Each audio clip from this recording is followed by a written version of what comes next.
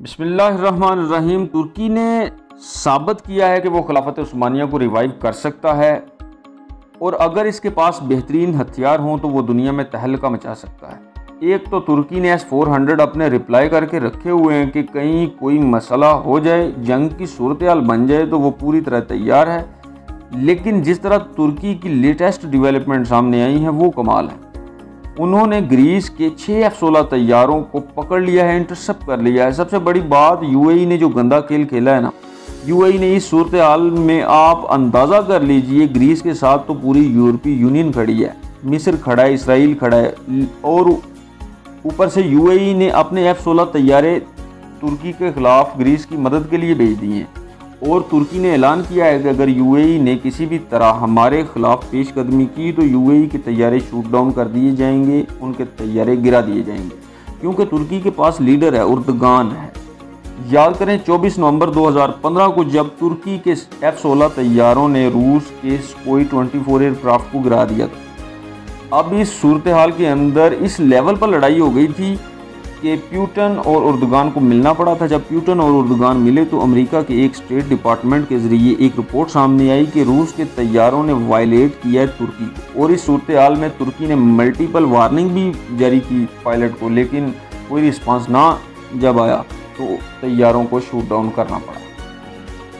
इसके बाद उन्होंने तैयारों को गिरा दिया। इवन आप जानते हैं उन्होंने ऑडियो रिकॉर्डिंग तक इसकी रिलीज़ कर दी थी। इसके बाद फिर प्यूटन और यूएस के दरमियान मुआहदा हुआ कि यूएस को पता था रशिया का और इसने इसको इन्फॉर्म कर देना चाहिए था। पूरी कोशिश की अमेरिका ने कि आपस में लड़ाई हो, लेकिन तुर्की और रूस का मुकाबला नहीं हो सकता।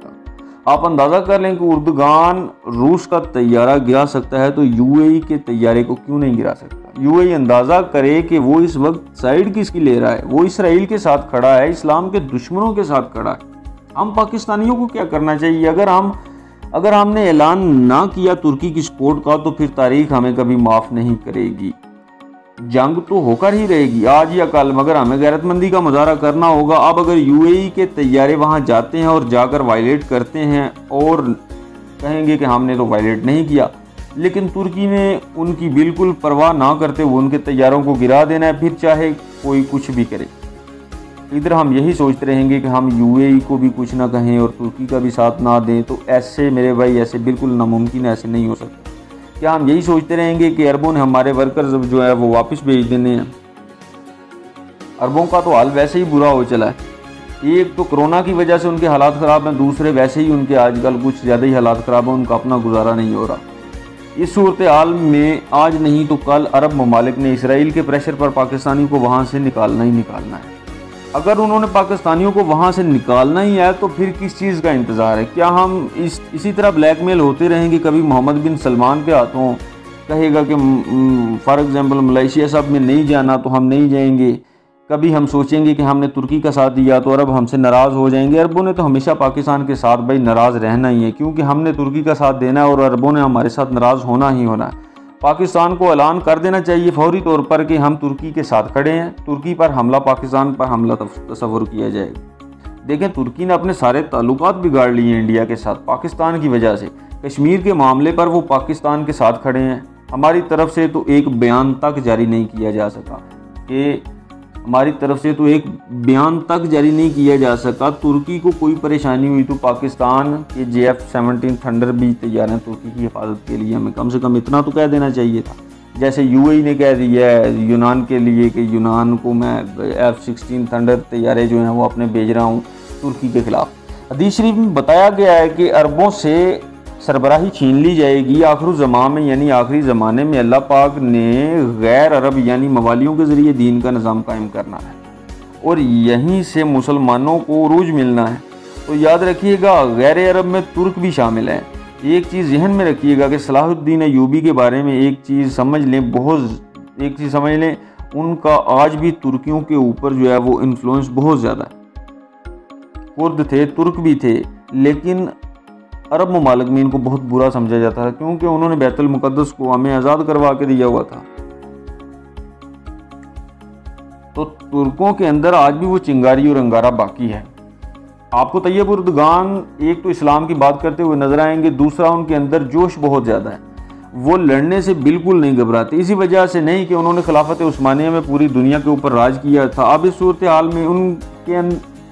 हाल के अंदर उनको पता है कि ये जितने ममालिक हैं ये सब एक वक्त में हमारे अंडर हुआ करते थे। अब अगर आंखें दिखाते हैं तो ये हमारी अपनी नाकामी है। अगर हम खुलकर इस्लाम का प्रचार करेंगे और इस पर अमल करेंगे और लड़ेंगे अल्लाह की राह पे, तो इंशाअल्लाह अल्लाह हमारी मदद करेगा। अब हमें तुर्कियों का साथ देना चाहिए, मगर एक चीज़ ज़हन में रखिएगा, आपको कल को पोजीशन लेनी है। अगर यूएई का कोई F-16 गिरा दिया उन्होंने, और F-16 गिराने के बाद अगर यूएई और तुर्की में जंग हो जाए, तो सऊदी अरब ने तो बिला झिझक यूएई का साथ देना है। इवन कि आप देख लेंगे कि सऊदी अरब यूएई का साथ देगा, ग्रीस यूएई का साथ देगा, इसराइल यूएई का साथ देगा। पूरी दुनिया के अंदर फिर जितने भी दुश्मनान इस्लाम रह जाएंगे वो सारे फिर यूएई के साथ खड़े हो जाएंगे। तो फिर क्या पाकिस्तान को न्यूट्रल रहना चाहिए? नहीं, बिल्कुल पाकिस्तान को न्यूट्रल नहीं रहना चाहिए। पाकिस्तान को फैसला करना होगा, हम पहले ही पोजीशन ले लें।